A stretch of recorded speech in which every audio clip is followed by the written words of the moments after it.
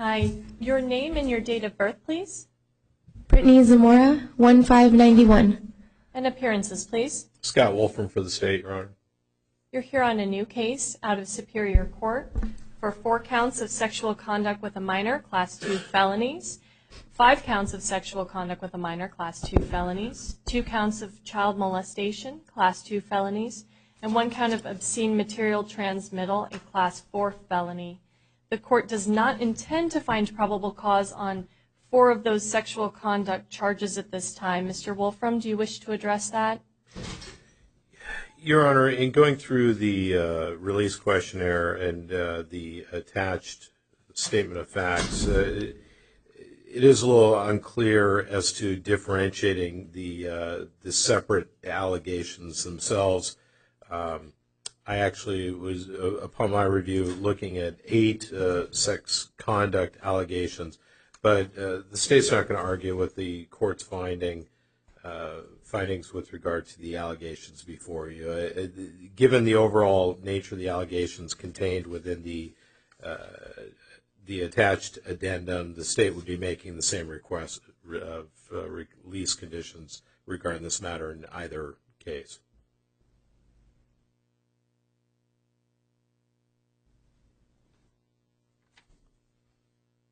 The court does see that, and the court agrees with the state. So the court is finding probable cause with respect to 8 counts of sexual conduct with a minor, again, Class 2 felonies, 2 counts of child molestation, Class 2 felonies, and 1 count of obscene material transmittal, a Class 4 felony.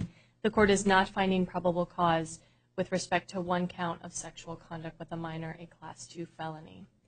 Ms. Zamora, the court has appointed you an attorney. You have a status conference on March 29th at 8:30 and a preliminary hearing on April 2nd at 8:45. Both of those are at 175 West Madison. Does the state wish to address release conditions at this time? Only briefly, Your Honor. Again, the attached addendum is clear as to the nature of the allegations.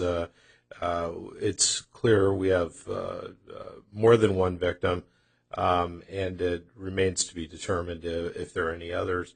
Your Honor, given the nature of the allegations contained within the addendum, the state, the assigned deputy county attorney in this matter has requested a reasonable setting in the amount of $300,000 secured appearance bond, as well as the other mandatory conditions, as well as no contact with the alleged victims and or witnesses in this matter. That is a reasonable setting, Your Honor, given the that these are alleged non-bondable offenses, but the state would go ahead and request a secured appearance bond at this point. Now, Ms. Zamora, if you would like, is there anything you'd like the court to know with respect to release conditions? I don't want you to address the charges because your attorney's not here, but the court has to make a decision as to what to do with release today. So is there anything you'd like me to know about releasing you or a bond? And if you don't have anything to say, that's okay as well. I'm not sure if I understand. I'm sorry. That's okay. So the court just asked for the state's opinion as to releasing you, and he requested a very high bond to keep you in custody. Okay. I don't want you to comment on the charges without your attorney here. Okay. So is there anything you just want the court to know about whether or not I should release you or impose a bond at this time? And if you have nothing to say, that's okay as well. I would love to go home to be released. That'd be amazing. You know, I don't know if there's like just stay at my house, or I'd love to go home to my husband. Anything else? No. The court is going to impose a bond at this time. The court is imposing a secured appearance bond in the amount of $250,000. If you post that, you'll be on pretrial supervision with electronic monitoring. Ms. Zamora, you may not return to the scene of the crime if you post that.